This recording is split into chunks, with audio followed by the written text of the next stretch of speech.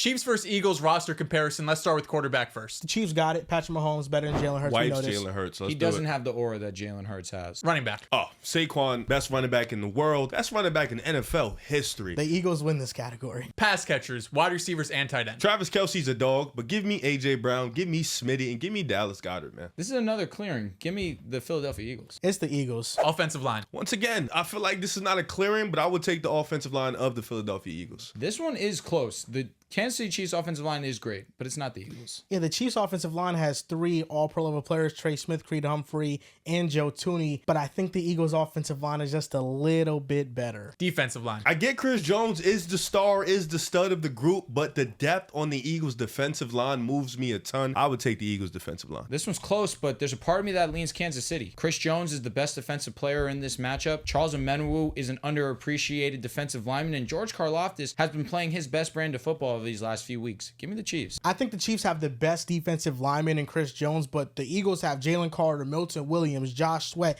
Nolan Smith, and some more depth pieces. I think they're a better defensive line. Linebackers. Oh, this is the Eagles. By a Zach lot. Bond. But I will say, the Chiefs, Nick Bolton, Drew Tranquil, Leo Chanel. Actually, I'm going with the Chiefs. I think they have more depth right now. If Kobe Dean was healthy, I would have leaned the Eagles, but we're talking about what they have right now, and I think Zach Bond's been great, but I'm going to go with the Chiefs in this Zach one. Bond's been arguably the best middle linebacker in football this season. For that, I'm going to respect him, and I'm going to respect the Philadelphia Eagles. Defensive backs. Oh, this for me feels like it's so close, but I'm going to lean with the depth of the Eagles. You got Cooper, you got Darius Slay, you got Quinyon Mitchell, you got Isaiah Rodgers. They got some dudes out there. Yeah, I'm going with Philadelphia. You have to respect Kansas City. You have to respect Trent McDuffie and Jalen Watson, but you got Quintana Bay. You got Cooper DeJean, Reed Blankenship, CJ Garner-Johnson. You have Big Play Slay. There's just so much depth. I have to go with the Eagles. This is another one where the Chiefs have the best defensive back. Trent McDuffie is the best defensive back of both teams, but the Eagles do have more depth. Coaching staff. This for me is easily the Kansas City Chiefs. When you have the legend of Andy Reid, you have Spags.